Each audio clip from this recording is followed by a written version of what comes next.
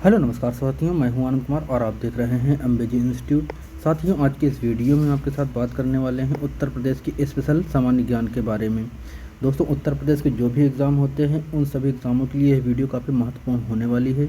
आपका जो उत्तर प्रदेश पुलिस परीक्षा का एग्ज़ाम होना है उसके लिए वीडियो बहुत ही महत्वपूर्ण होने वाली, क्योंकि हमने इस वीडियो में उत्तर प्रदेश से संबंधित हर एक वो पॉइंट लिया जो कि आपके एग्ज़ाम में पूछे जाते हैं। तो दोस्तों, वीडियो में लास्ट तक जरूर बने रहिएगा और उत्तर प्रदेश पुलिस से संबंधित और video practice set model paper जैसे चैनल पर अपलोड है, हम जाकर देख सकते हैं। दोस्तों, बात करते हैं आगे बढ़ने से पहले हम उत्तर प्रदेश की जो मैप है उसके बारे में। तो दोस्तों, अगर उत्तर प्रदेश की बात करें तो इसको कितने जो है देश, राज्य या केंद्र शासित प्रदेश स्पर्श करते हैं। तो दोस्तों, उत्तर प्रदेश को जो है टोटल जो है 8 जो है राज्य, 1 केंद्र शासित प्रदेश और 1 देश स्पर्श करता है। चलिए हम विस्तार से इसको देखते हैं। दोस्तों, उत्तर प्रदेश को 8 राज्यों में कौन कौन से राज्य स्पर्श करते हैं, तो उन राज्यों की बात करें दोस्तों तो उत्तर प्रदेश को जो है उत्तर में उत्तराखंड राज्य, हिमाचल प्रदेश, और आपका जो पश्चिम में है वो आपका हरियाणा हो गया और राजस्थान, और दक्षिण में मध्य प्रदेश और आपका छत्तीसगढ़, तथा पूरब में आपका झारखंड और बिहार। ये जो हैं राज्य जो हैं वो यूपी को स्पर्श करते हैं, वो राज्य हो गए। अब बात करें केंद्र शासित प्रदेश की, तो ये दोस्तों यहाँ पर है दिल्ली। ये दिल्ली भी केंद्र शासित प्रदेश है, इसको उत्तर प्रदेश टच करता है। और देश की बात करें दोस्तों, इकलौता देश है ये नेपाल, जो कि उत्तर दिशा में स्पर्श करता है।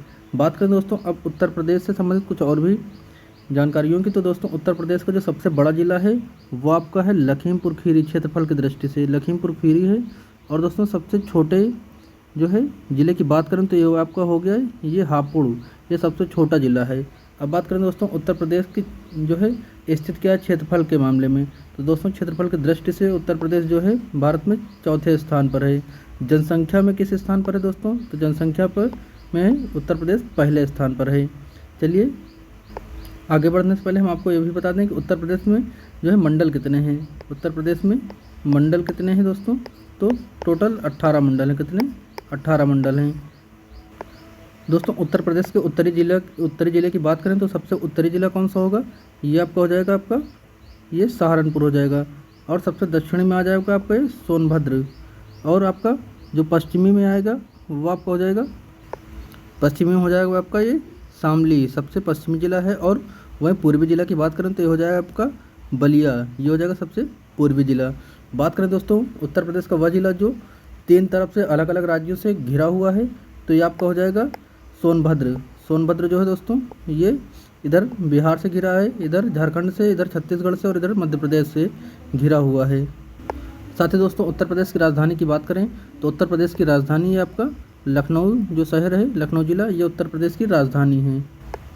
चलिए दोस्तों, अब हम वीडियो में आगे बढ़ते हैं और देखते हैं उत्तर प्रदेश को विस्तार से। दोस्तों, आज हम जिस राज्य की बात कर रहे हैं वो है आपका उत्तर प्रदेश। उत्तर प्रदेश की राजधानी क्या है, तो ये आपकी लखनऊ है। उत्तर प्रदेश का गठन कब हुआ था, तो 1 नवंबर 1956 को हुआ था। उत्तर प्रदेश का क्षेत्रफल कितना है, तो 2,40,928 वर्ग किलोमीटर है। उत्तर प्रदेश में कुल कितने ज़िले हैं, तो ये 75 ज़िले हैं।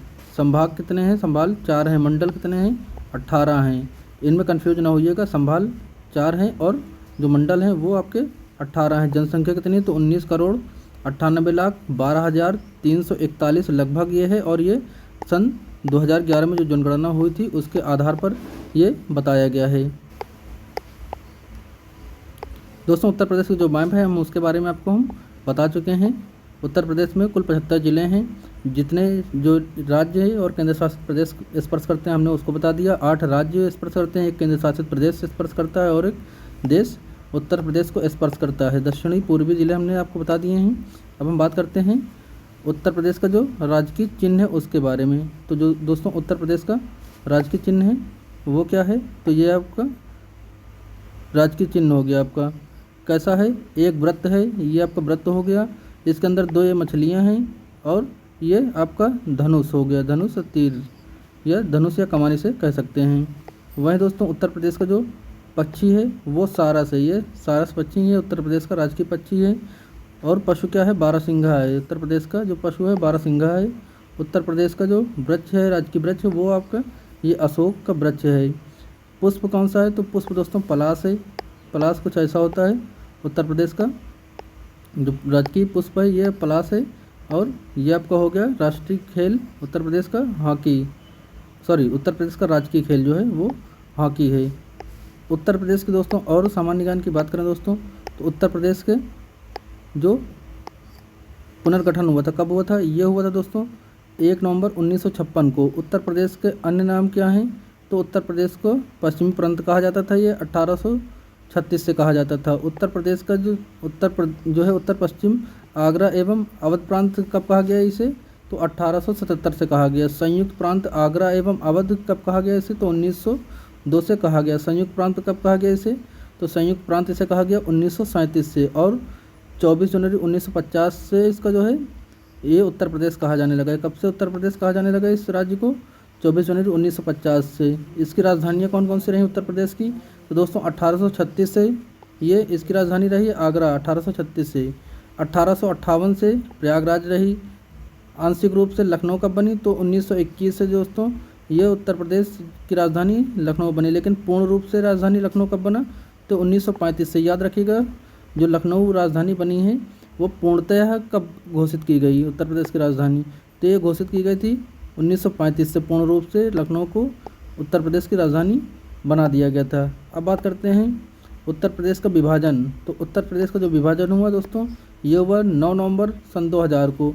उत्तर प्रदेश के 13 जिले काट दिए गए और नया राज्य बनाया गया है उत्तरांचल, जो कि वर्तमान में इसका क्या नाम है? उत्तरांचल का वर्तमान में नाम है दोस्तों उत्तराखंड। इसकी जो राष्ट्रीय राजधानी की बात करें तो एनसीआर में उत्तर प्रदेश के 8 जिले पड़ते हैं। वो मेरठ हो गया आपका, गाजियाबाद, गौतम बुद्ध नगर और आपका बुलंदशहर, हापुड़, बागपत, मुजफ्फरनगर और शामली। ये जो राष्ट्रीय राजधानी दिल्ली है उसके एनसीआर जो है एनसीआर क्षेत्र में उत्तर प्रदेश के ये 8 जिले आते हैं। बात करें दोस्तों उत्तर प्रदेश के ऐसे मुख्यमंत्री की जिन्हें भारत के प्रधानमंत्री होने का गौरव मिला, तो ये उत्तर प्रदेश के जो पूर्व मुख्यमंत्री रहे चौधरी चरण सिंह और विश्वनाथ प्रताप सिंह, ये 2 उत्तर प्रदेश के ऐसे मुख्यमंत्री रहे जो कि आगे चलकर भारत के प्रधानमंत्री बने थे कभी। नेक्स्ट दोस्तों उत्तर प्रदेश में ऐसे विधानसभा अध्यक्ष के जो मुख्यमंत्री भी बने, तो उत्तर प्रदेश के जो विधानसभा अध्यक्ष रहे हैं वो रहे हैं श्री बनवारी दास और श्रीपति मिश्रा। ये दोस्तों उत्तर प्रदेश के ऐसे मुख्यमंत्री रहे हैं, उत्तर प्रदेश के ऐसे विधानसभा अध्यक्ष रहे हैं जो कि आगे मुख्यमंत्री भी बने थे। नेक्स्ट है 17वीं विधानसभा के अध्यक्ष कौन थे? तो 17वीं विधानसभा के अध्यक्ष हैं श्री हृदय नारायण दीक्षित। 17वीं विधानसभा में महिला सदस्य की संख्या कितनी? तो 44। 17वीं विधानसभा में नेता विपक्ष जो हैं वो श्री राम गोविंद चौधरी जो कि समाजवादी पार्टी के हैं। आगे दोस्तों उत्तर प्रदेश में प्रथम बार राष्ट्रीय शासन कब लागू हुआ? तो उत्तर प्रदेश में प्रथम बार राष्ट्रीय शासन लागू हुआ था 25 फरवरी 1968 से लेकर 26 फरवरी 1969 तक राष्ट्रीय शासन लगा पहली बार उत्तर प्रदेश में। राज्य विधानमंडल की बात करें दोस्तों तो ये द्विसदनात्मक और विधायिका है। लोकसभा सीटों की संख्या कितनी है? तो उत्तर प्रदेश में लोकसभा सीटों की संख्या 80 है तथा राज्यसभा सीटों की संख्या 31 है। याद रखिएगा राज्यसभा में कितनी है? राज्यसभा में 31 और लोकसभा में 80 हैं। नेक्स्ट क्वेश्चन है, ये नेक्स्ट पॉइंट है, सर्वाधिक बार विधानसभा अध्यक्ष कौन बना? तो श्री आत्माराम गोविंद खेर और केसरीनाथ त्रिपाठी, ये दोनों 3 बार जो है विधानसभा अध्यक्ष चुने गए थे। कितनी बार? 3 बार। अगला पॉइंट है विधानसभा में सदस्यों की संख्या कितनी है कुल? तो 404 है और निर्वाचित 403 है, 1 मनोनीत किया जाता है। नेक्स्ट पॉइंट है विधान परिषद में सदस्यों की संख्या कितनी है? तो विधान परिषद में जो है 100 सदस्यों की संख्या है। अगला पॉइंट कहता है कि राज्यसभा विधानसभा का प्रथम गठन कब हुआ? राज्य विधानसभा का प्रथम गठन हुआ 1937 जुलाई में। नेक्स्ट पॉइंट सर्वाधिक विधानसभा सीट वाला जिला कौन सा है? तो प्रयागराज है। सर्वाधिक विधानसभा सीट वाला जिला है आपका प्रयागराज, जिसमें कुल कितनी सीटें हैं? 12 सीटें हैं। सबसे कम विधानसभा सीटों वाला जिला कौन सा है? तो ये श्रावस्ती, महोबा और चित्रकूट, ये 3 जिले ऐसे हैं जिनमें सिर्फ 2 विधानसभा सीटें हैं। अगला पॉइंट है उत्तर प्रदेश का पहला केंद्रीय कारागार कौन बना? तो ये बरेली रहा है उत्तर प्रदेश का पहला केंद्रीय कारागार। राज्य में राष्ट्रपति शासन अब तक कितनी बार लगा है? तो कुल 10 बार लगा। पहली बार कब लगा हमने बताया ऊपर। नेक्स्ट पॉइंट है जो है राज्य के मुख्यमंत्री पहले कौन थे? पहले मुख्यमंत्री रहे हैं उत्तर प्रदेश के पंडित गोविंद बल्लभ पंत, ये उत्तर प्रदेश के प्रथम मुख्यमंत्री रहे हैं। उत्तर प्रदेश के जो प्रथम उप मुख्यमंत्री रहे हैं वो कौन थे? तो दोस्तों ये थे चौधरी नारायण सिंह। उत्तर प्रदेश एवं देश की प्रथम महिला मुख्यमंत्री कौन रही हैं? तो उत्तर प्रदेश की प्रथम और देश की भी प्रथम जो मुख्यमंत्री बनी वो बनी सुचेता कृपलानी। अगला पॉइंट है राज्य एवं देश की प्रथम महिला राज्यपाल, तो ये रही हैं उत्तर प्रदेश की जो पहली महिला राज्यपाल रही और देश की भी रही, तो ये रही सरोजिनी नायडू जी। वर्तमान राज्यपाल कौन है? तो आनंदीबेन पटेल वर्तमान में उत्तर प्रदेश की राज्यपाल हैं। और उत्तर प्रदेश के वर्तमान मुख्यमंत्री कौन हैं? तो ये कौन है? योगी आदित्यनाथ। अगला पॉइंट है भारत का प्रथम रात्रि व वन्यजीव पार्क, तो यानी कि नाइट सफारी पार्क कहाँ पर स्थित है? तो ये ग्रेटर नोएडा में है। अगला पॉइंट स्वतंत्रता पश्चात भारत के प्रथम विधानसभा अध्यक्ष कौन रहे? तो राजश्री पुरुषोत्तम दास टंडन जी रहे हैं। अगला पॉइंट स्वतंत्रता पश्चात राज्य के प्रथम विधानसभा के सभापति कौन रहे? तो श्री चंद्रभाल रहे हैं। उत्तर प्रदेश के इलाहाबाद हाई कोर्ट के प्रथम मुख्य न्यायाधीश कौन रहे हैं? तो ये मुख्य न्यायाधीश रहे प्रथम श्री वाटर मोर्गन रहे हैं। इलाहाबाद का जो है नाम बदलकर प्रयागराज रख दिया गया, लेकिन उत्तर प्रदेश हाई कोर्ट का नाम नहीं बदला गया। आज भी उत्तर प्रदेश हाई कोर्ट का जो नाम है वो इलाहाबाद हाई कोर्ट ही है, जबकि इसके ज़िले का नाम बदल दिया गया, प्रयागराज कर दिया गया। अब बात करते हैं उत्तर प्रदेश की भौगोलिक स्थिति की। तो दोस्तों उत्तर प्रदेश का जो भौगोलिक क्षेत्र है वो 2,40,928 वर्ग किलोमीटर है, जो कि भारत के क्षेत्रफल का लगभग 7.33% है। उत्तरी अक्षांश की बात करें तो 23 डिग्री 52 मिनट से उत्तरी अक्षांश 23 डिग्री 28 मिनट है उत्तरी अक्षांश। और देशांतर कितना है? तो ये 77 डिग्री 3 मिनट। पूर्वी देशांतर 84 डिग्री 39 मिनट पूर्वी देशांतर है। राज्य की पूर्व से पश्चिम तक की बात करें चौड़ाई की तो लंबाई जो होती है पूर्व से पश्चिम, मतलब ये आपका इस साइड की, तो ये कितनी है आपकी 650 किलोमीटर है, ठीक। और ये उत्तर से दक्षिण की इसकी लंबाई की बात करें चौड़ाई की तो ये 240 है। ये आपकी लंबाई 650 किलोमीटर हो गई और ये आपकी चौड़ाई जो है ये 240 किलोमीटर है। उत्तर प्रदेश से सटे राज्यों की संख्या की बात करें तो टोटल 9 हैं, जिसमें से 8 राज्य हैं और एक केंद्र शासित प्रदेश है। और ये चीज़ हमने आपको बता रखी है स्टार्टिंग में ही। और एक आपका जो देश है नेपाल, वो भी उत्तर प्रदेश लखीमपुर खीरी जिले से सटा हुआ है। नेक्स्ट है सोनभद्र से सटे हुए 4 जिले कौन से हैं? तो सोनभद्र से हमने आपको बताया था जो सबसे दक्षिणी जो है जिला रहा है, उसमें 4 राज्य स्पर्श कर रहे थे, मध्य प्रदेश, छत्तीसगढ़, झारखंड और बिहार। उत्तर प्रदेश से लगा सर्वाधिक सीमा वाला राज्य कौन सा है? तो सबसे ज़्यादा उत्तर प्रदेश को स्पर्श करता है आपका मध्य प्रदेश राज्य। अगला पॉइंट उत्तर प्रदेश से लगा सबसे कम सीमा वाला राज्य तो ये हिमाचल प्रदेश है, जो कि आपका सहारनपुर को स्पर्श करता है। नेक्स्ट पॉइंट है उत्तर प्रदेश का सबसे पूर्वी जिला। ये सारी चीज़ें हमने आपको पहले ही बता रखी है स्टार्टिंग के वीडियो में ही। सबसे पूर्वी जिला कौन सा है? बलिया है। सबसे पश्चिमी जिला कौन सा है? शामली है। सबसे उत्तरी जिला कौन सा है? सहारनपुर है। और सबसे दक्षिणी सोनभद्र रहा है, जो कि 4 राज्यों को स्पर्श करता है। उत्तर प्रदेश का सबसे बड़ा जिला कौन सा है क्षेत्रफल की दृष्टि से? तो हमने आपको अभी बताया था पहले ही, लखीमपुर खीरी है, जिसका क्षेत्रफल 7680 वर्ग किलोमीटर है। सबसे छोटा जिला कौन सा क्षेत्रफल में? तो ये हापुड़ था, 660 वर्ग किलोमीटर। सहारनपुर से सटे 3 राज्यों की राज्यों की संख्या कितनी है? तो 3 है। कौन कौन से राज्य जो है उत्तर प्रदेश के सहारनपुर जिले को स्पर्श करते हैं? तो हरियाणा, हिमाचल प्रदेश तथा उत्तराखंड, जो कि सबसे उत्तरी जिला भी है उत्तर प्रदेश का। अगला पॉइंट है प्रदेश में कृषि की जलवायु क्षेत्र कितने हैं? तो ये 9 हैं। नेक्स्ट पॉइंट प्रदेश में प्रभावित होने वाली नदियाँ कौन सी हैं?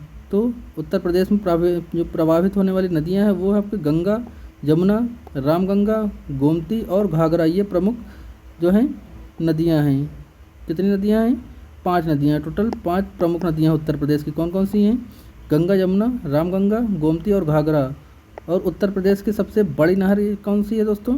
तो ये उत्तर प्रदेश की सबसे बड़ी नहर रहे शारदा नहर। मध्य प्रदेश से तीन तरफ से घिरने वाला जिला कौन सा है? तो मध्य प्रदेश जो तीन तरफ से घिरा हुआ जिला है वो आपका है ललितपुर।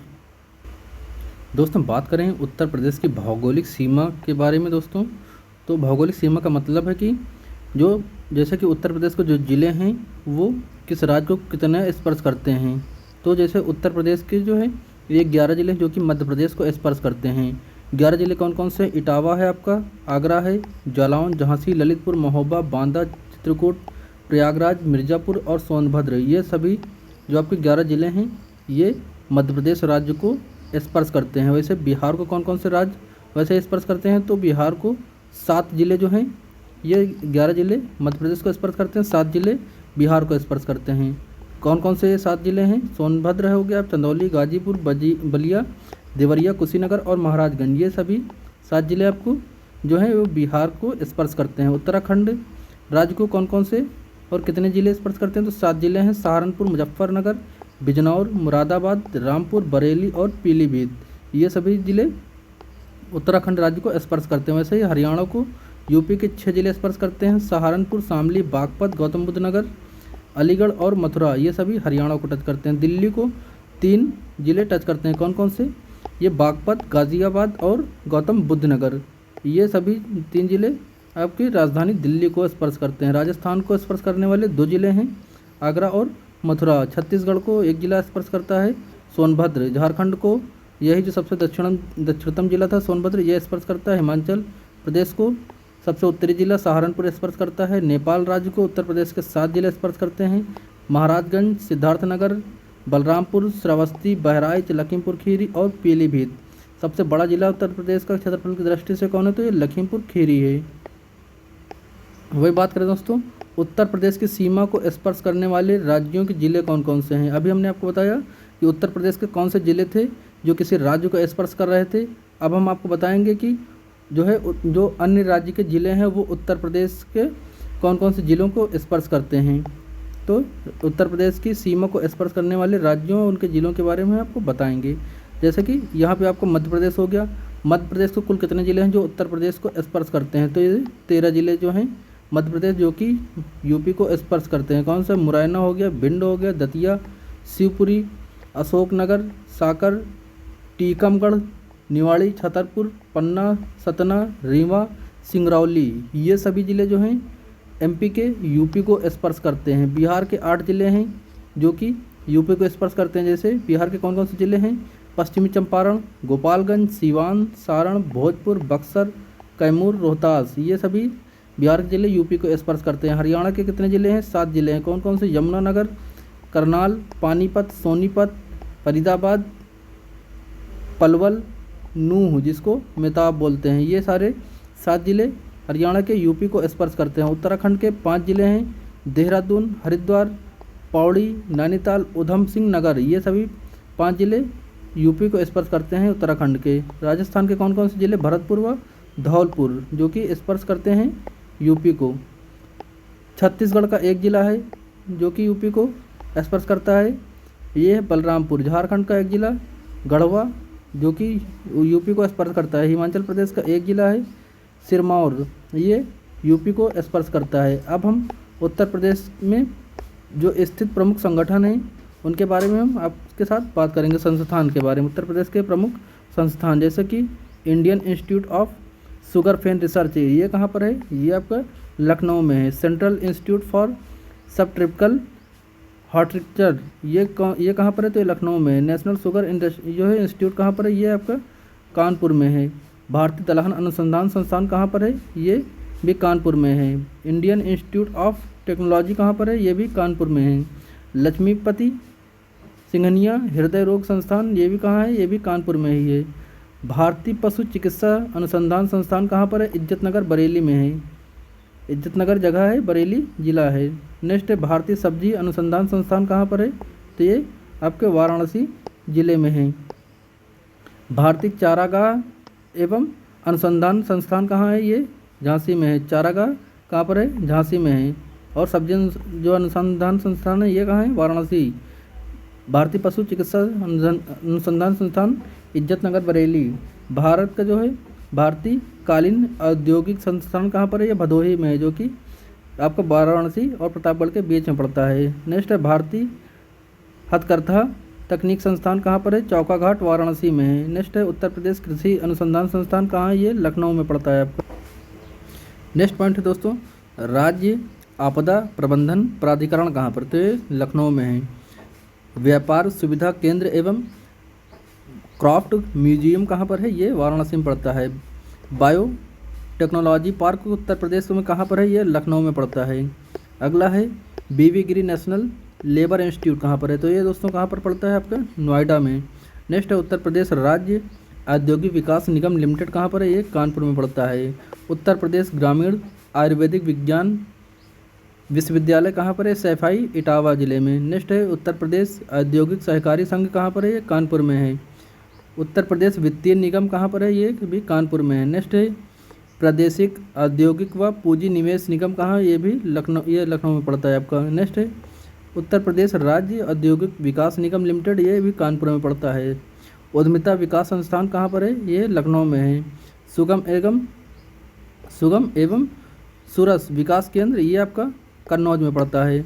अगला है उत्तर प्रदेश वस्त्र प्रौद्योगिकी संस्थान कहाँ पर पड़ता है दोस्तों? ये पड़ता है आपका कानपुर में। उत्तर प्रदेश लघु उद्योग निगम लिमिटेड, ये भी कानपुर में। उत्तर प्रदेश निर्यात निगम लिमिटेड, ये लखनऊ में पड़ता है। राज्य चर्म विकास एवं विपणन जो है निगम लिमिटेड, ये कहाँ है? आगरा में पड़ता है। उत्तर प्रदेश इलेक्ट्रॉनिक्स लिमिटेड, ये लखनऊ में पड़ता है आपका। राजकीय चीनी मिट्टी पात्र विकास केंद्र, ये चुनार व खुर्जा में पड़ता है। नेक्स्ट है उत्तर प्रदेश हस्तशिल्प विकास एवं विपणन निगम लिमिटेड, ये कहाँ पड़ता है? तो ये लखनऊ में पड़ता है। अगला है उत्तर प्रदेश राज्य औद्योगिक विकास प्रशिक्षण कहाँ पड़ता है? ये दोस्तों कानपुर में पड़ता है। आगे हम बात करते हैं दोस्तों उत्तर प्रदेश के प्रशासनिक इकाइयाँ कौन कौन सी हैं। उत्तर प्रदेश की जो प्रशासनिक इकाइयाँ हैं वो कौन कौन सी हैं? तो ये आपका हो गया। जिलों की संख्या उत्तर प्रदेश में कितनी है? 75 है। प्रमंडल कितने हैं? 18 हैं। विशेष क्षेत्र विकास जो है प्राधिकरण कितने हैं? ये 5 हैं। ग्राम पंचायतें कितनी हैं? तो 59,163 हैं। ठीक। और तहसीलें कितनी हैं उत्तर प्रदेश में? तो वर्ष 2018 के अनुसार जो तहसीलें हैं वो 350 हैं पूरे पूरे उत्तर प्रदेश में। नेक्स्ट है नगर पंचायतें कितनी हैं उत्तर प्रदेश में? तो ये 437 है। नगर पालिका परिषद कितने हैं? तो 198 हैं वर्ष 2018 के अनुसार। नगर निगम कितने हैं? तो ये नगर निगम 18 हैं। जबकि आपसे मंडल पूछता है, मंडल, तो ये आपकी 18 हैं। इसमें कन्फ्यूजन नहीं होइएगा, क्योंकि कन्फ्यूजन नहीं रखिएगा। नगर निगम कितने हैं? 18। और नगर के मंडल कितने हैं? ये मंडल कितने हैं यूपी के? तो ये 18 हैं। क्षेत्र पंचायतें कितनी हैं? तो 821 हैं वर्ष 2018 के अनुसार। न्याय पंचायतें कितनी हैं? 8,135 हैं वर्ष 2018 के अनुसार। सामुदायिक विकास खंड कितने हैं? 822 हैं। अब हम बात करते हैं उत्तर प्रदेश के जो ऊर्जा से संबंधित बिंदु हैं उसके बारे में। ऊर्जा के विषय में बात करें दोस्तों, उत्तर प्रदेश का राज्य विद्युत परिषद संगठन कब बना? तो ये 1959 में बना। उत्तर प्रदेश में कुल विद्युत उत्पादन का क्रम क्या है? तो तापीय विद्युत है, फिर जल विद्युत है, फिर परमाणु है, फिर सौर विद्युत है। उत्तर प्रदेश विद्युत नियामक आयोग का गठन कब किया गया? तो 1998 ईस्वी में किया गया। अगला है राज्य में एनटीपीसी की गैस आधारित तापीय योजना कितनी है? तो ये 3 है। कहाँ कहाँ पर है? तो औरैया, आंवला और दादरी में है। नेक्स्ट है राज्य की सबसे पुरानी तापीय योजना जो परियोजना है ये कौन सी है?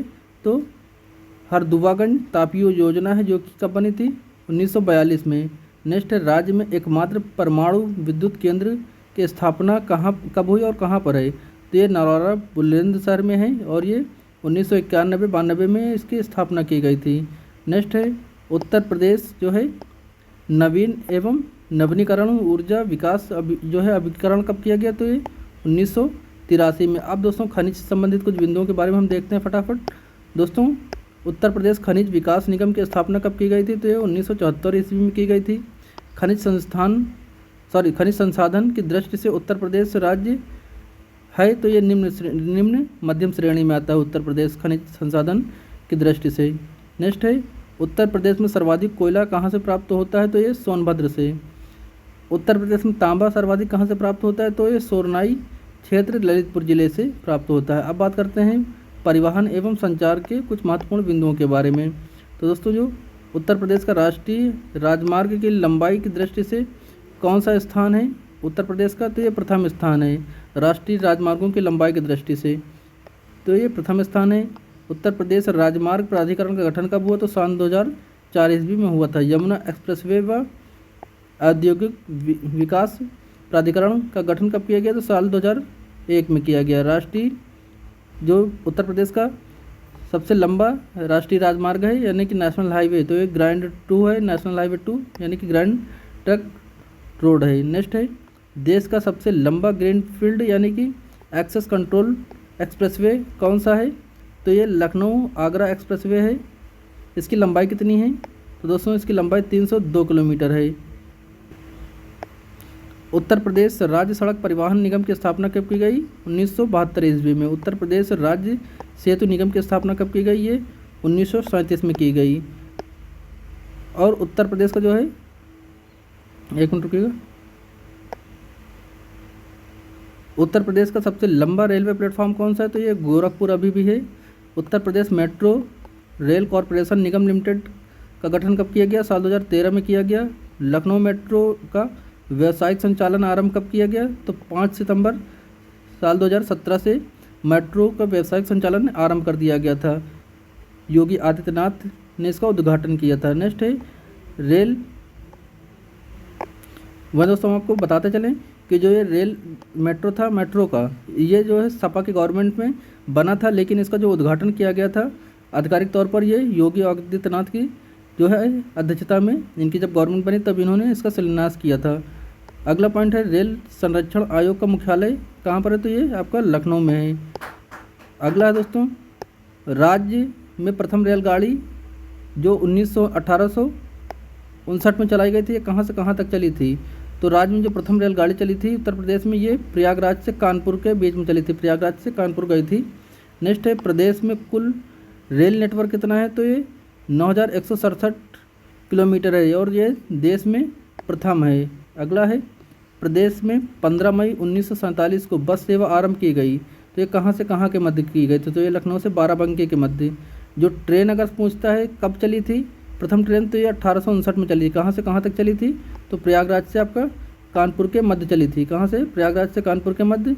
लेकिन अगर बस के बारे में पूछता है कब चली प्रथम बार, तो ये 15 मई 1947 में चली। कहाँ से कहाँ के बीच में चली? तो लखनऊ से बाराबंकी के मध्य चली थी।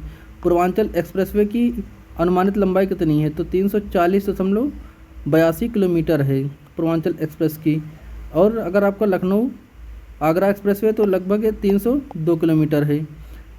लखनऊ दूरदर्शन की स्थापना कब हुई थी? तो ये 27 नवंबर 1975 को हुई थी। अयोध्या से जनकपुर जो कि नेपाल के मध्य में जो बस सेवा आरंभ हुई थी, ये साल 2018 से मई के माह से आरंभ हुई थी। नेक्स्ट है पैरा ट्रूपर्स ट्रेनिंग स्कूल कहाँ पर स्थित है? तो ये आगरा में है।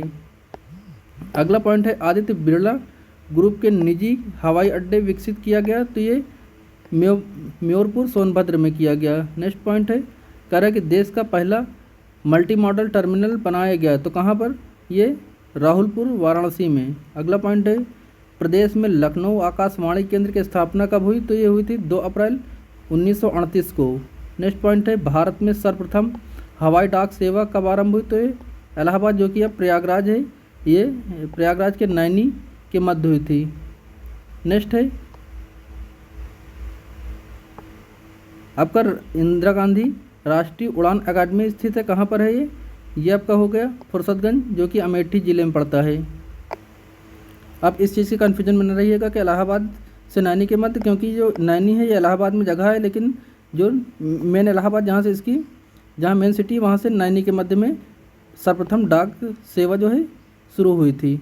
अब हम बात करते हैं दोस्तों जनगणना के बारे में। 2011 की जो जनगणना हुई थी उसके जो महत्वपूर्ण बिंदु हैं उसके बारे में आपके साथ बात करेंगे। तो उत्तर प्रदेश की कुल जनसंख्या कितनी है? तो 19,98,12,1341 लगभग है, जो कि कुल जनसंख्या की भारत की जो है 16.41 या लगभग 17% भी कह सकते हैं। तो ये उत्तर प्रदेश की जनसंख्या हो गई। राज्य की कुल जनसंख्या में पुरुष का प्रतिशत कितना है? तो 52.29% है। 2011 के अनुसार ये सारे पॉइंट हैं। अगला पॉइंट है राज्य की कुल जनसंख्या में महिला का प्रतिशत कितना है, तो 47.71%। राज्य की कुल जनसंख्या में ग्रामीण जनसंख्या का प्रतिशत कितना है, तो ज़्यादा है, ये 77.73% है। और नगरीय जनसंख्या कितनी है राज्य की कुल जनसंख्या की, तो 22.27 है।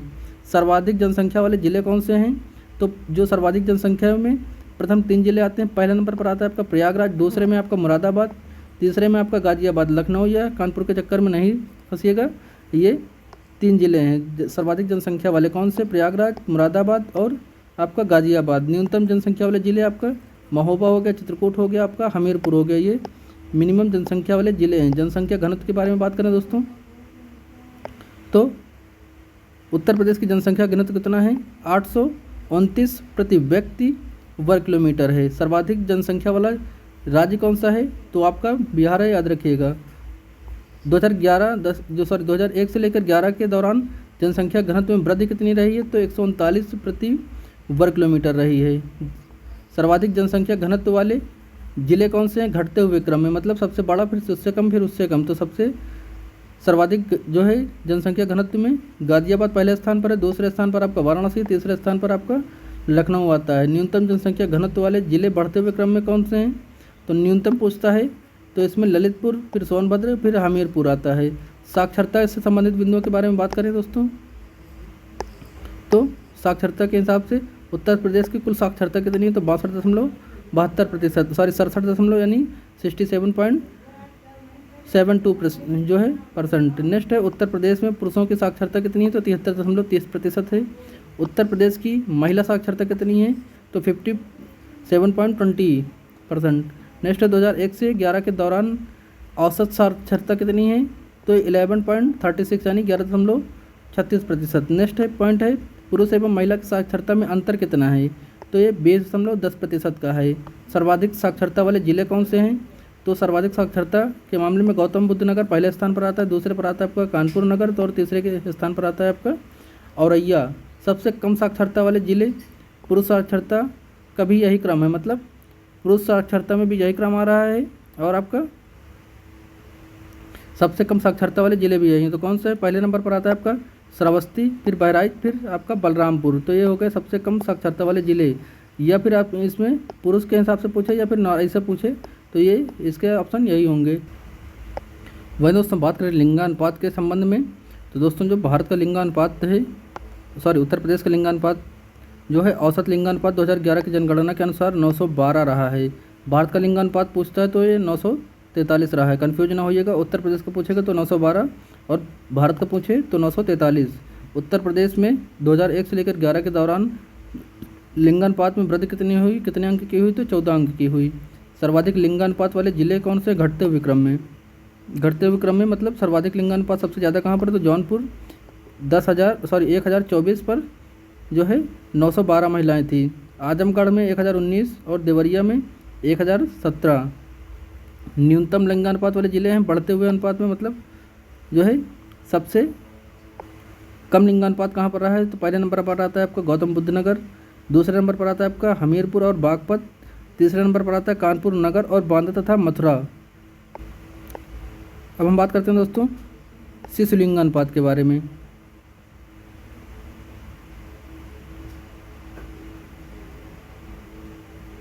तो शिशु लिंगानुपात में दोस्तों उत्तर प्रदेश का शिशु लिंगानुपात यानी कि 0 से 6 वर्ष की आयु में कितना है, तो 902 है, जो कि 2001 में शिशु लिंगानुपात 916 था। सर्वाधिक जो है और सर्वाधिक और सबसे कम लिंगानुपात वाले ज़िले कौन से, सबसे अधिक जो है वो बलरामपुर में रहा लिंगानुपात और सबसे कम बागपत में शिशु लिंगानुपात रहा है। 10 की वृद्धि की बात करें, यानी कि जो पिछले दशक में जनसंख्या जो जनगणना हुई थी उससे 2001 से 11 के मध्य में, उस दौरान औसत 10 की वृद्धि की कितनी की हुई, तो 20.23 की हुई। 2001 से लेकर 11 के दौरान औसत वार्षिक वृद्धि कितने की हुई, तो ये वार्षिक वृद्धि हुई 1.85% की। 2001 से लेकर 11 के दौरान 10 की वृद्धि में गिरावट कितनी हुई, तो 5.62% की हुई। वहीं 2001 से लेकर 11 के दौरान पुरुषों एवं महिलाओं में वृद्धि कितनी की हुई, तो वृद्धि हुई दोस्तों 19.31% एवं 21.23% की। पुरुषों की ये हुई और महिलाओं की इतनी।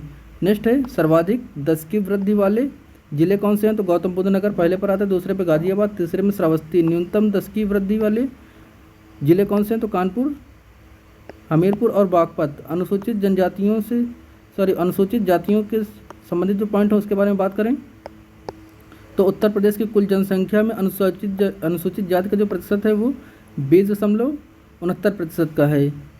वहीं देश में सर्वाधिक अनुसूचित जाति वाला राज्य उत्तर प्रदेश है। कितना है?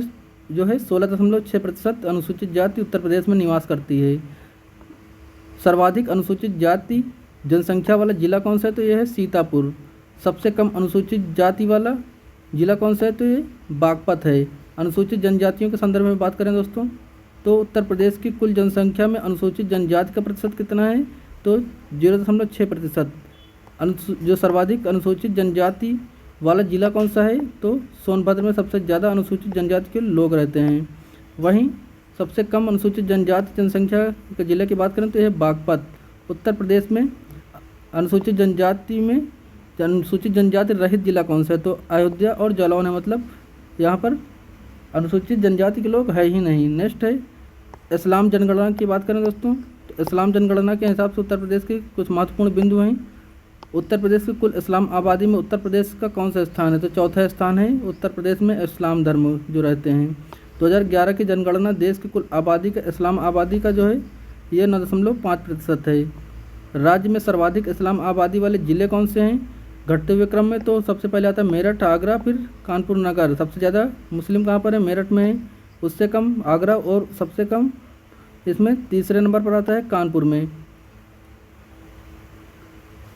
प्रदेश की कुल आबादी में इस्लाम आबादी का कितना प्रतिशत है? तो यह है 3.12%।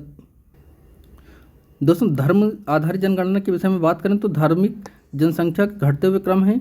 तो सबसे ज़्यादा कहाँ इस राज्य में सबसे ज़्यादा कौन है? हिंदू हैं, फिर मुस्लिम हैं, फिर सिख हैं, फिर ईसाई हैं, फिर जैन धर्म है, फिर बौद्ध धर्म के लोग उत्तर प्रदेश में निवास करते हैं। वहीं प्रदेश की कुल जनसंख्या में अल्पसंख्यक का प्रतिशत कितना है? तो अल्पसंख्यक 20.30% हैं। सर्वाधिक एवं सबसे कम लिंगानुपात वाले धार्मिक समुदाय कौन से हैं? तो ये सर्वाधिक में जो है आपका ईसाई हैं जो कि 950 है, और सिख हैं सबसे कम। अब बात करते हैं दोस्तों उत्तर प्रदेश में सांस्कृतिक विविधता के जो महत्वपूर्ण बिंदु हैं उनके बारे में चलिए हम बात करते हैं। उत्तर प्रदेश में आधुनिक चित्रकला का आरंभ कब हुआ? तो 20वीं शताब्दी से हुआ। अमीर खुसरो का जन्म कहाँ पर हुआ? तो ये पटियाली कासगंज में पड़ता है। अमीर खुसरो जो कि एक बड़े लेखक भी रहे हैं, तो इनका जो है जन्म कहाँ पर हुआ? कासगंज पटियाली में। तबला व सितार के आविष्कारक कौन रहे? तो अमीर खुसरो ही रहे हैं। अमीर खुसरो को ही तबला और सितार का आविष्कारक भी कहा जाता है। नेक्स्ट पॉइंट है बड़े ख्याल का प्रवर्तन किसने किया था? सुल्तान हुसैन सरकी जो कि जौनपुर से संबंधित हैं। नेक्स्ट पॉइंट है संगीत की दृष्टि से लखनऊ घराने का स्वर्ण काल कहा गया तो नवाब वाजिद अली शाह का काल। नेक्स्ट है बिस्मिल्लाह खां व मुमताज़ खान शहनाई वादक हैं, तो ये कहाँ से संबंधित हैं दोनों? बिस्मिल्लाह खान और मुमताज़ खान शहनाई वादक ये बनारस घराने से हैं। नेक्स्ट है दोस्तों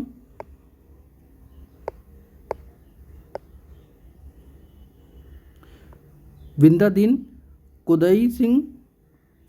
सिंह और खुर्शेद अली खां, शंभू महाराज, बिरजू महाराज ये संबंधित कहाँ से हैं? तो ये सभी लखनऊ के घराने से हैं। बिस्मिल्लाह और मुमताज़ पूछता है तो बनारस घराने से हैं, बाकी ये सभी जो हैं लखनऊ के घराने से हैं। छोटी मैना, बड़ी मैना, रसूलन बाई, सरस्वती देवी, विद्याधरी की देवी और मोती केसर आदि ठुमरी ठप्पा गायिकाएँ ये कहाँ से संबंधित हैं? तो ये भी बनारस घराने से संबंधित हैं। वहीं झूला, होरी, फाग, लंगुरिया व रसिया जो लोकप्रिय हैं ये कहाँ से संबंधित हैं? तो ये ब्रज क्षेत्र से संबंधित हैं।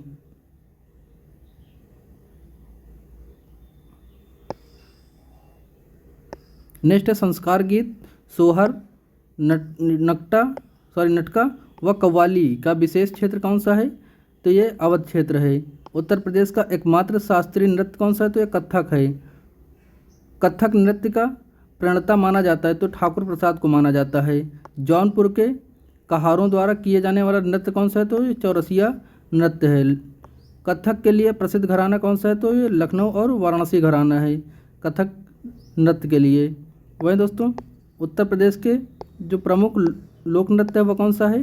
तो उत्तर प्रदेश के जो प्रमुख लोक नृत्य हैं उसमें रामलीला और रासलीला तथा नौटंकी है। उत्तर प्रदेश में कालिंजर का किला कहाँ पर स्थित है? ये बांदा में स्थित है। कालिंजर किला कहाँ है? बांदा में।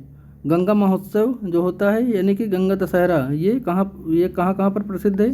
तो ये वाराणसी और प्रयागराज में इस जो है प्रसिद्ध है। वहीं दोस्तों हम आपको यही बताते चलें कि जो प्रयागराज में यहाँ पर कुंभ का मेला भी लगता है, जो कि महाकुंभ 12 साल में आता है और कुंभ हर 4 साल में लगता है। और माघ मेला भी यहीं प्रयागराज में ही लगता है, प्रयागराज के संगम तट पर। नेक्स्ट पॉइंट है, विश्व धरोहर में शामिल राज्य के 3 स्मारक कौन कौन से हैं? तो ये आपका फतेहपुर सीकरी हो गया, आगरा के किला और ताजमहल हो गया। ये विश्व धरोहर में शामिल 3 स्मारक हैं उत्तर प्रदेश के। मुगल काल में मुस्लिम शिक्षा का प्रमुख केंद्र कौन सा रहा है? तो ये आगरा को माना जाता था मुगल काल में शिक्षा का प्रमुख केंद्र। वहीं दोस्तों बात करें कन्नौजी भाषा क्षेत्र की, तो कन्नौजी भाषा जो क्षेत्र हैं वो कौन कौन से हैं? तो कन्नौज, फर्रुखाबाद, शाहजहाँपुर, पीलीभीत, कानपुर नगर, इटावा, औरैया, कानपुर देहात, ये इन सभी जगहों पर कन्नौजी भाषा बोली जाती है। सभी कन्नौजी भाषा के क्षेत्र हैं। वहीं दोस्तों फतेहपुर सीकरी जो कि आगरा में स्थित प्रमुख पर्यटन स्थल हैं, तो कौन कौन से हैं? ये आपका बुलंद का दरवाज़ा, बीरबल महल, सलीम चिश्ती की दरगाह, जोधाभाई महल, जामा मस्जिद, दीवाने खास, पंचमहल और मरियम महल, ये सभी जो है फतेहपुर सीकरी के प्रमुख पर्यटनों में शामिल हैं। नेक्स्ट है तुलसी स्मारक या तुलसी की जन्मस्थली कौन सी है? तो ये राजापुर है जो कि चित्रकूट में स्थित है। सूफी संत हाजी वारिस अली शाह का मज़ार कहाँ पर है? तो ये देवा शरीफ बाराबंकी में स्थित है।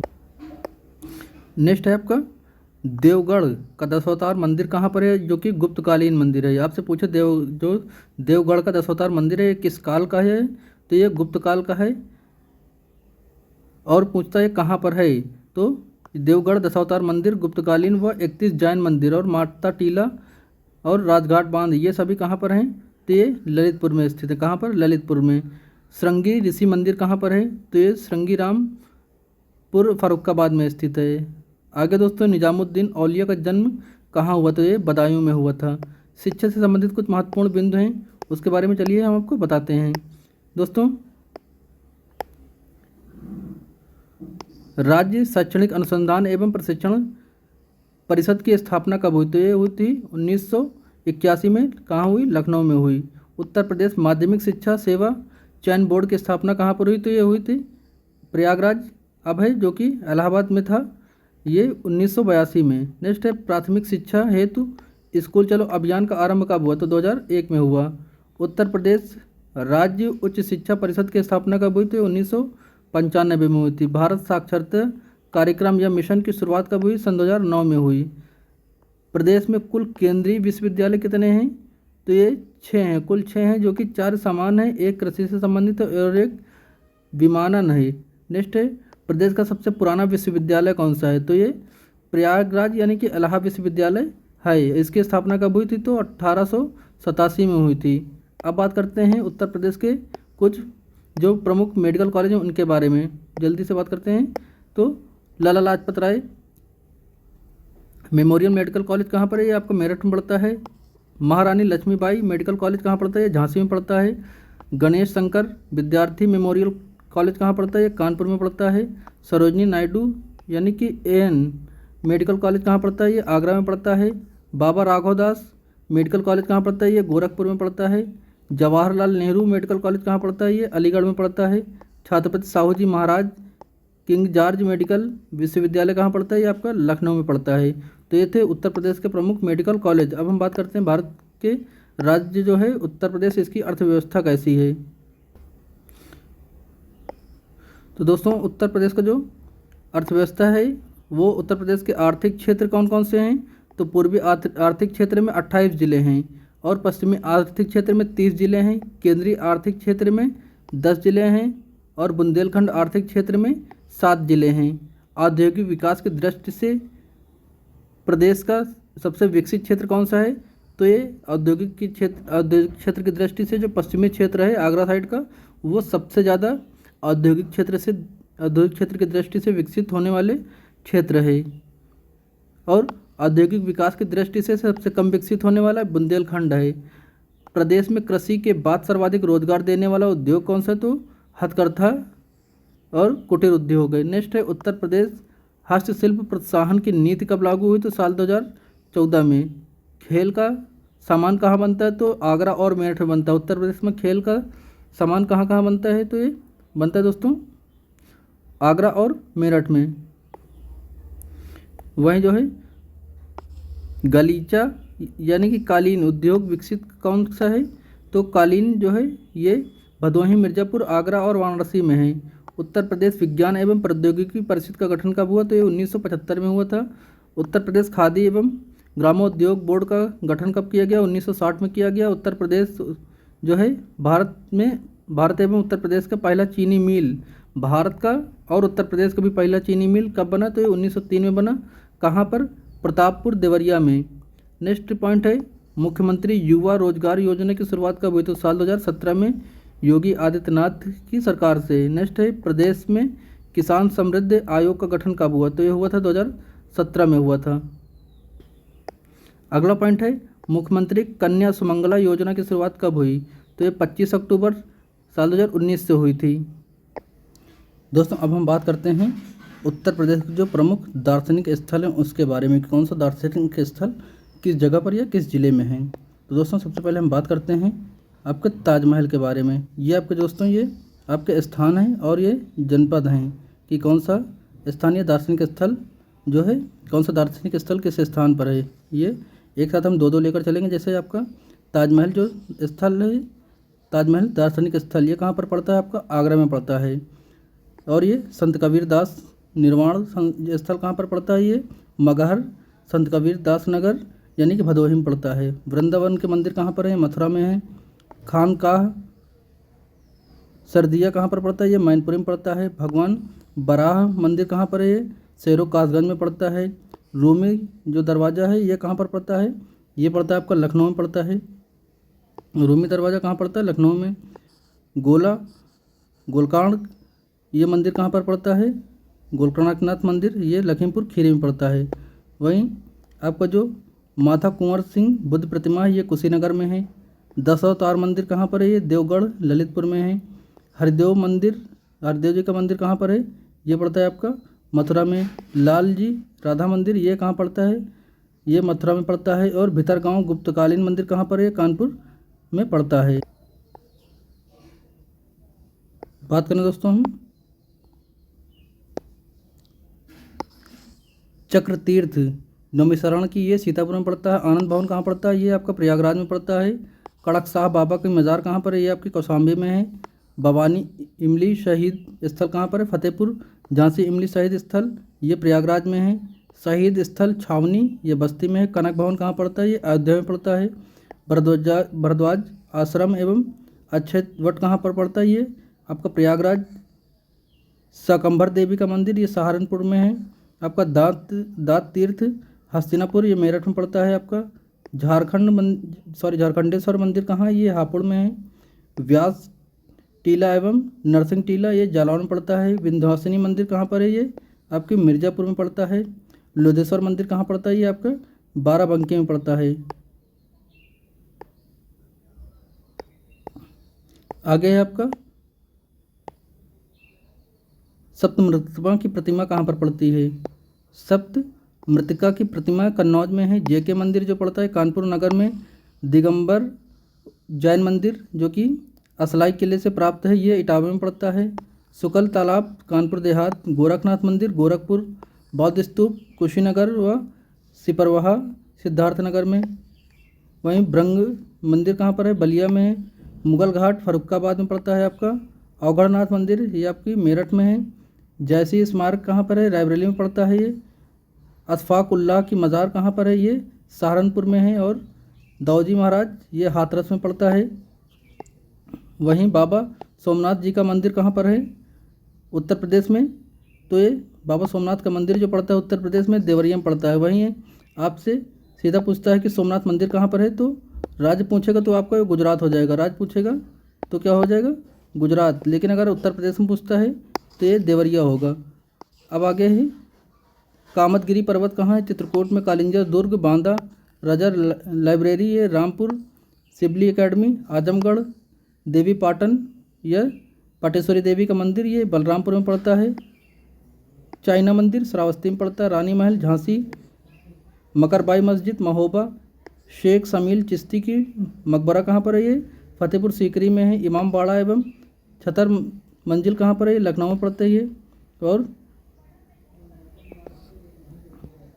आपका जो लाल दरवाज़ा मस्जिद है ये कहाँ पड़ता है, जौनपुर में पड़ता है। जो है अर्घा पार्वती मंदिर कहाँ पर पड़ता है, ये पड़ता है आपका गोंडा में। कहाँ, गोंडा में अर्घा पार्वती का मंदिर। और रेणुकेश्वर महादेव मंदिर ये सोनभद्र में है। सीतापुर घाट ये सुल्तानपुर है। सीता शामिल स्थल या सीतामढ़ी कहाँ पर है, ये भदोही पड़ता है, जो कि जो है संत रविदास दास नगर कहते हैं। वहीं हाजी वाजिद अली की मज़ार कहाँ पर है, ये जिसे देव शरीफ कहते हैं, बाराबंकी में है। वहीं सैयद सलार मसूद गाजी की दरगाह ये बहराइच में पड़ता है। कपिल मुनि आश्रम रामेश्वर धाम मंदिर एवं वेदवुड़ा ये फरुखाबाद में पड़ता है। महर्षि दवीची आश्रम ये सीतापुर में पड़ता है। और आपका जो छेमकली देवी मंदिर या पद्मती सती मंदिर या फिर आपका जयचंद्र का किला या फिर हाजी शरीफ ये सभी कहाँ कहाँ पर पड़ते हैं, ये तीनों जो पड़ते हैं दोस्तों, छेमकली देवी मंदिर, पद्मावती सती मंदिर, जयचंद्र का किला एवं शरीफ दरगाह ये सभी पड़ते हैं कहाँ, कन्नौज में। वहीं बेला देवी मंदिर कहाँ पड़ता है, ये पड़ता है आपका प्रतापगढ़ में, बेला देवी का मंदिर प्रतापगढ़। एजाज अली हाल ये बिजनौर पड़ता है। शुक्रताल का प्राचीन शिव मंदिर कहाँ पड़ता है, ये मुजफ्फरनगर। धानापुर शहीद स्मारक ये चंदौली में पड़ता है। भरतकुंड अयोध्या सैयद महमूद शाह अशरफ जहांगीर की दरगाह ये अम्बेडकर नगर में है। सैयद शाह अब्दुल रज्जाक की दरगाह ये बाराबंकी में। महर्षि दुर्वासा आश्रम ये आपका पड़ता है कहाँ, प्रयागराज में।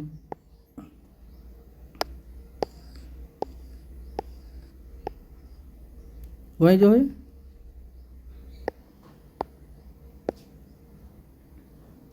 लॉर्ड कॉर्नवालिस का मकबरा कहाँ है, गाजीपुर में है। श्री सनातन धर्म मंदिर गौतम बुद्ध नगर में है। देवकली मंदिर औरैया में है। विक्टोरिया हॉल घंटाघर हरदोई। यज्ञशाला बागपत में। तुलसी स्मारक बांदा में है। दाऊदी मंदिर कहाँ है, मथुरा में। राजेश्वरी विद्यापति मंदिर उन्नाव पड़ता है। और समालत शाह की मज़ार बाराबंकी में पड़ती है। और बितेश्वर मंदिर कहाँ पड़ता है, ये बाराबंकी में पड़ता है। दुर्वासा आश्रम ने बताया आपका प्रयागराज में पड़ता है। तो ये थे दार्शनिक स्थल और स्थान। अब हम बात करते हैं आपके साथ उत्तर प्रदेश के नगरों तथा जनपदों के उपनाम के बारे में। उत्तर प्रदेश के जो जनपद हैं उनके उपनाम क्या हैं या किस उपनाम से जाने जाते हैं। तो ये जो आपका नगर के नाम है और ये उपनाम है। जैसे आपका सहारनपुर को किस नाम से जाना जाता है, तो ये नक्काशी नगर के नाम से जाना जाता है। सहारनपुर किस नाम से जाना जाता है, नक्काशी के नगर। चित्रकूट वनवास नगर या मदरांचल के नाम से जाना जाता है। मुजफ्फरनगर सरवट नगर के नाम से जाना जाता है। फतेहपुर ये रणभूमि नगर के नाम से जाना जाता है। रामपुर किस नाम से जाना जाता है, तो नवाबों का शहर चाकुओं का नगर। जो रामपुर है ये नवाबों का शहर और चाकुओं का नगर के नाम से जाना जाता है। प्रतापगढ़ आंवला नगरी, बेला भवानी नगर और राजाओं का गढ़ माना जाता है प्रतापगढ़ को। मुरादाबाद को पीतल नगरी ये बर्तनों का शहर कहा जाता है। कौशाम्बी को आद नगरी कहा जाता है। लखनऊ को क्या कहा जाता है, लखनऊ को जो है ये नवाबों का शहर कहा जाता है इसे। बागों का नगर, आमों का नगर, नज़ाकत और नफ़रत का शहर, नफासत का शहर है। और प्रयागराज को ये संगम नगरी, उम्म नगरी, तीर्थराज, अमरूद नगरी के नाम से प्रयागराज को जाना जाता है। अमरोहा को ज्योतिबा फूले नगर, बिजनौर को कटेहर के नाम से जाना जाता है। वहीं मेरठ को क्रांति नगर, कैंची नगर के नाम से जाना जाता है। मेरठ को अयोध्या को ईश्वर नगर, साकेत धाम, रामनगर, राम जन्मभूमि के नाम से जाना जाता है। बागपत को टाइगर्स की भूमि बागपत को कहा जाता है। गाज़ियाबाद को छोटी दिल्ली या उद्योग नगरी गाज़ियाबाद को कहा जाता है। वहीं सुल्तानपुर को कुसपुरा कहा जाता है। सुल्तानपुर को कुसपुरा और मथुरा को कृष्ण नगरी, पेठा की नगरी और पंडों की नगरी या नगर कहा जाता है। बहराइच को सैयद मौजूद गाजी नगर या ऋषि भूमि। जो है बुलंदशहर को आहड़ क्षेत्र कहा जाता है। बुलंदशहर को क्या कहा जाता है? आहड़ क्षेत्र। श्रावस्ती को क्या कहा जाता है? सहेत महत नगर। अलीगढ़ को ताला नगरी कहा जाता है। बलरामपुर को देवी पाटन या शक्तिपीठ। हाथरस को महामाया नगर। वहीं गोंडा को जयप्रकाश नगर के नाम से जाना जाता है। गौतम बुद्ध नगर को ग्रेटर नोएडा या फिर नोएडा के नाम से जाना जाता है। सिद्धार्थ नगर को बुद्ध नगरी के नाम से जाना जाता है। आगरा को ताज नगरी या पेठा नगरी के नाम से जाना जाता है। बस्ती को वैष्ठी नगर के नाम से जाना जाता है। फिरोजाबाद को सुहाग की नगरी या चूड़ी नगरी के नाम से जाना जाता है। जो संत कबीरदास नगर है इसे खलीलाबाद कहा जाता है। और मैनपुरी को कपूरी नगरी कहा जाता है। वहीं महाराजगंज को कारापत नगर कहा जाता है। बाराबंकी को पूर्वांचल का प्रवेश द्वार या देवानगर कहा जाता है। बाराबंकी को गोरखपुर को गोरखधाम, गोरखनाथ नगर और सीता प्रेस नगर कहा जाता है। बरेली को बांस बरेली और सुरमा नगरी कहा जाता है। कुशीनगर को महापरिनिर्वाण नगर कहा जाता है क्योंकि गौतम बुद्ध का यहाँ पर महापरिनिर्वाण हुआ था, इसलिए इसको महापरिनिर्वाण नगर कहा जाता है। अब हम जिसके राइट साइड में बचे हुए कुछ स्थान थे उसके बारे में हम आपके साथ बात करेंगे। वैसे ही ये आपके नगर का नाम हो गया, उपनाम हो गया। तो पीलीभीत को किस नाम से जाना जाता है? छोटा पंजाब। पीलीभीत को क्या कहते हैं? छोटा पंजाब। देवरिया को देवान या देवपुरिया कहा जाता है। शाहजहाँपुर को कालीन उद्योग नगर कहा जाता है। आजमगढ़ को जैफी आजमी नगर। लखीमपुर खीरी को लक्ष्मीपुर। मऊ को मौनाथ भंजन कहा जाता है। और सीतापुर को नौमीश्वर रणनगर कहा जाता है। बलिया को बागी जिला कहा जाता है। और हरदोई को हरिद्रोही नगर कहा जाता है। जौनपुर को शिवाजी हिंद कहा जाता है। उन्नाव को चंद्रशेखर आज़ाद नगर कहा जाता है। गाजीपुर को काशी की बहन कहा जाता है। बदायूं को निजामुद्दीन औलिया का नगर कहा जाता है। चंदौली को धान का कटोरा कहा जाता है। कन्नौज को इत्र नगर खुशबुओं का शहर, कान्यकुंज नगर और महोदयश्री नगर कहा जाता है। वहीं आपको वाराणसी को कहा जाता है विश्वनाथ नगरी, मुक्ति नगर, घाटों का नगर कहा जाता है क्योंकि इसी वाराणसी में सबसे ज़्यादा 84 घाट हैं। नेक्स्ट है अमेठी को क्या कहा जाता है? छत्रपति साहू जी नगर कहा जाता है। भदोही को क्या कहा जाता है? संत रविदास नगर या कालीन सिटी। इटावा को चंबल नगर कहा जाता है। सोनभद्र को एनर्जी कैपिटल ऑफ इंडिया कहा जाता है। औरैया को दी लैंड ऑफ डाइवर्सिटी कहा जाता है। कासगंज को काशीराम नगर कहा जाता है। कानपुर देहात को रामाबाई नगर और कानपुर नगर को उत्तर भारत का मैनचेस्टर उद्योग नगर और चर्म नगर कहा जाता है। मिर्ज़ापुर को महात्रिकोण नगर और रामेश्वर कहा जाता है। जालौन को पंचनंदा कहा जाता है। शामली को प्रबुद्ध नगर कहते हैं। झांसी को बुंदेलों की नगरी कहते हैं। वहीं हापुड़ को पंचशील नगर, मिनी जलियांवाला बाग कहा जाता है। ललितपुर को देवगढ़ नगर कहा जाता है। और संभाल को भीमनगर। हमीरपुर को जोजक मुक्ति क्षेत्र और एटा को सूकर क्षेत्र। वराह नगर, महोबा को महोत्सव नगर और फर्रुखाबाद को पंचाल नगर। बांदा को बुंदेलखंड और अंबेडकर नगर को सिमाई करी रत्नगर कहा जाता है। तो ये थे आपके प्रमुख नगरों के क्या उपनाम थे ये। अब हम बात करते हैं उत्तर प्रदेश के जो नगर हैं वो किस नदी के किनारे बसे हुए हैं या नदियों के किनारे बसे हुए प्रमुख नगर। ये आपकी नदियां हो गई और ये आपके प्रमुख नगर हैं। तो गंगा नदी है उसके किनारे कौन कौन से नगर या शहर बसे हुए हैं? तो ये कानपुर, वाराणसी, गढ़मुक्तेश्वर, फर्रुखाबाद, कन्नौज, मिर्ज़ापुर, गाजीपुर, बदायूं और बिठूर ये सभी गंगा नदी के किनारे बसे हुए शहर हैं। यमुना नदी के किनारे बसे हुए शहर कौन कौन से? मथुरा, आगरा, इटावा, कापली, बटेश्वर, कौशाम्बी, हमीरपुर। गोमती नदी के किनारे बसे हुए कौन से नगर हैं? ये लखनऊ, जौनपुर, पीलीभीत, शाहजहाँपुर, सीतापुर और आपका लखीमपुर खीरी, सुल्तानपुर। राप्ती नदी के किनारे गोरखपुर, देवरिया, बलरामपुर, सिद्धार्थनगर, संत कबीरदास नगर। रामगंगा के किनारे बरेली, शाहजहाँपुर, मुरादाबाद, बदायूं और हरदोई। सरयू नदी के किनारे अयोध्या। हिंडन नदी के किनारे आपका सहारनपुर, गाज़ियाबाद हैं। और सई नदी के किनारे प्रतापगढ़, जौनपुर है। वहीं सोन नदी के किनारे आपका सोनभद्र पड़ता है।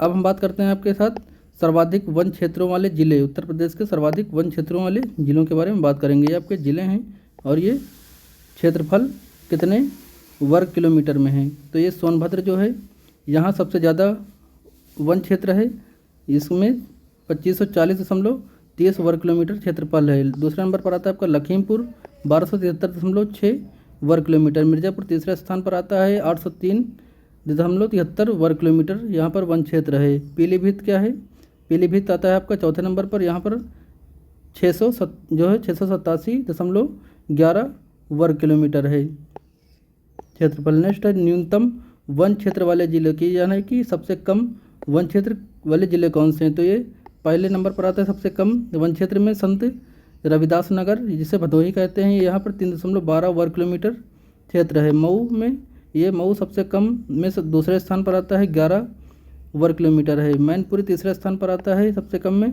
13.64 वर्ग किलोमीटर। संत कबीर नगर ये आता है 14 किलोमीटर। और देवरिया आपका 5वें नंबर पर आता है, 15.21 वर्ग किलोमीटर में है वन क्षेत्र। नेक्स्ट है सर्वाधिक वन क्षेत्र प्रतिशत वाले, प्रतिशत में अगर पूछता है तो सबसे पहले नंबर पर आता है आपका सोनभद्र 36.79 कुल क्षेत्रफल है वर्ग किलोमीटर। और चंदौली दूसरे स्थान पर आता है प्रतिशत के मामले में 22.5%। पीलीभीत आता है आपका 18.64% है। यहाँ पर सोनभद्र में 36% वन पाए जाते हैं, चंदौली में 22% लगभग, और पीलीभीत में 18% लगभग, और मिर्ज़ापुर में 18.25% वन पाए जाते हैं। नेक्स्ट न्यूनतम वन प्रतिशत वाले ज़िले, तो ये इसमें आता है संत रविदास नगर, जिसे भदोही कहते हैं, 0.31 वर्ग किलोमीटर कुल क्षेत्रफल है इसका। और मैनपुरी 0.49 वर्ग किलोमीटर। देवरिया 0.60 वर्ग किलोमीटर। बदायूं 0.62 वर्ग किलोमीटर। अब है वन्य जीव अभ्यारण्य, कौन सा वन्य जीव अभ्यारण्य कहाँ पर है, उसका स्थापना वर्ष क्या है और क्षेत्रफल क्या है। तो जैसे आपका पहले नंबर पर आता है अब जो है चंद्रप्रभा वन्यजीव अभ्यारण्य, तो इसका स्थापना वर्ष 1957 है। कितने क्षेत्रफल में है, तो 78 वर्ग किलोमीटर में। कहाँ पर, जनपद चंदौली में पड़ता है। किशनपुर वन्यजीव अभ्यारण्य, इसका स्थापना हुआ था 1972 में। क्षेत्रफल कितना है, 227 वर्ग किलोमीटर। लखीमपुर खीरी एवं शाहजहाँपुर 2 जिलों के बीच में पड़ता है ये। कतरनिया घाट वन्यजीव अभ्यारण्य का ये कहाँ है, तो ये है बहराइच में। स्थापना कब हुई, 1976 में। क्षेत्रफल कितना है, 400 वर्ग किलोमीटर। रानीपुर वन्यजीव अभ्यारण्य, इसकी स्थापना हुई थी 1970 में। क्षेत्रफल है 230.31 वर्ग किलोमीटर। स्थान कहाँ है, बांदा एवं चित्रकूट। वहीं महावीर स्वामी वन्यजीव अभ्यारण्य, इसकी स्थापना कब हुई, तो हुई थी इसकी 1977 में। क्षेत्रफल 5.41 वर्ग किलोमीटर है। जगह क्या है, ललितपुर है। राष्ट्रीय चंबल वन्यजीव अभ्यारण्य, इसकी स्थापना हुई थी 1979 में। क्षेत्रफल 635 वर्ग किलोमीटर। और ये स्थान कहाँ पर है, इटावा और आगरा के मध्य। कैमूर वन्यजीव अभ्यारण्य, इसकी स्थापना 1982 में हुई थी। 7वें नंबर पर आता है। इसका क्षेत्रफल क्या है, 501 वर्ग किलोमीटर, और ये मिर्ज़ापुर तथा सोनभद्र के मध्य है। 8वें नंबर पर आता है आपका हस्तिनापुर वन्यजीव अभ्यारण्य, इसकी स्थापना हुई थी 1986 को। क्षेत्रफल 2073 वर्ग किलोमीटर है। और कहाँ पर इसका क्षेत्रफल फैला हुआ, तो मुजफ्फरपुर नगर, मेरठ, बिजनौर, हापुड़, अमरोहा और मुरादाबाद तथा गाज़ियाबाद, इन सभी जिलों के मध्य में ये हस्तिनापुर वन्यजीव अभ्यारण्य पड़ता है। अगला पड़ता है आपका 9वें नंबर पर सरोही बरवा, स्थापना 1987। क्षेत्रफल 428 वर्ग किलोमीटर। स्थान महाराजगंज। 10वें नंबर पर आता है सोहेलदेव वन्यजीव अभ्यारण्य, स्थापना हुई 1988 को। क्षेत्रफल इसका 452 वर्ग किलोमीटर। स्थान है आपका श्रावस्ती गोंडा बलरामपुर जिले के मध्य। 11वें नंबर पर आता है कछुआ वन्यजीव अभ्यारण्य, स्थापना हुई 1989 को। 7 वर्ग किलोमीटर में फैला हुआ है, और ये वाराणसी में पड़ता है कछुआ वन्यजीव अभ्यारण्य।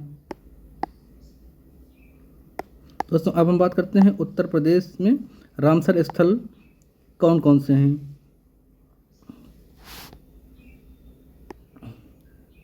तो पहले नंबर पर आता है नवाबगंज पक्षी अभ्यारण्य, ये कहाँ पड़ता है, उन्नाव में पड़ता है आपका पर्वती। औरंगा पक्षी अभ्यारण्य, ये पड़ता है आपका गोंडा में। समन पक्षी अभ्यारण्य, ये मैनपुरी में पड़ता है। समसपुर पक्षी अभ्यारण्य, ये रायबरेली में पड़ता है। सांडी पक्षी अभ्यारण्य, ये पड़ता है आपका हरदोई में। सरसई नवर झील ये पड़ता है आपका इटावा में।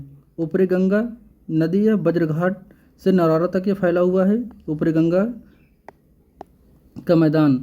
वहीं सूर सरोवर या कीठम झील कहाँ पड़ता है, ये आगरा में पड़ता है। सूर सरोवर या फिर कीठम झील इसी को कहते हैं, ये कहाँ पर है, ये आपका है आगरा में।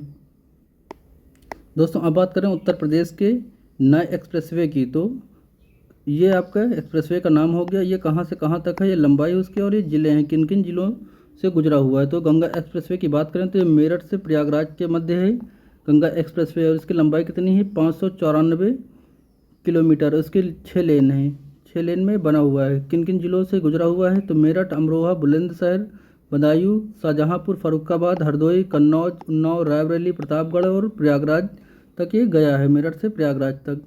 पूर्वांचल एक्सप्रेसवे की बात करें तो ये लखनऊ से गाजीपुर के मध्य है, लखनऊ के चांदसराय से ये गाजीपुर के हैदरिया गांव तक है।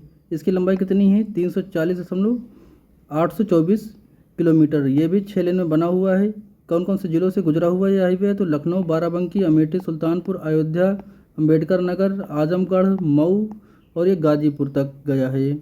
वहीं आपका चौथा एक्सप्रेसवे है बुंदेलखंड एक्सप्रेसवे, कहाँ से कहाँ तक, चित्रकूट से इटावा तक। ये आगरा लखनऊ एक्सप्रेसवे इसी से जुड़ा हुआ है, ये इसी पर बना हुआ है। ये इसकी लंबाई कितनी है, ये है 296.07 किलोमीटर। ये 4 लाइन हाईवे है। ये चित्रकूट, बांदा, महोबा, हमीरपुर, जालौन, औरैया और इटावा से गया हुआ है। अब हम बात करते हैं उत्तर प्रदेश के प्रमुख हवाई अड्डों के बारे में। किसके बारे में, उत्तर प्रदेश के जो प्रमुख हवाई अड्डे हैं उसके बारे में हम बात करेंगे। दोस्तों जो चौधरी चरण सिंह अंतर्राष्ट्रीय हवाई अड्डा है ये कहाँ पर है, तो ये अमावसी हवाई अड्डा इसको कहते हैं, ये लखनऊ में पड़ता है। लाल बहादुर शास्त्री अंतर्राष्ट्रीय हवाई अड्डा या फिर बाबतपुर हवाई अड्डा ये पड़ता है आपका वाराणसी में। चकेरी हवाई अड्डा कहाँ पड़ता है, ये आपका कानपुर में पड़ता है। बमरौली हवाई अड्डा ये आपका पड़ता है आपका प्रयागराज में, बमरौली पड़ता है। ये खेरिया कहाँ पड़ता है, खेरिया पड़ता है दोस्तों ये आगरा में। हिंडन वायुसेना केंद्र ये आपका गाजियाबाद में पड़ता है।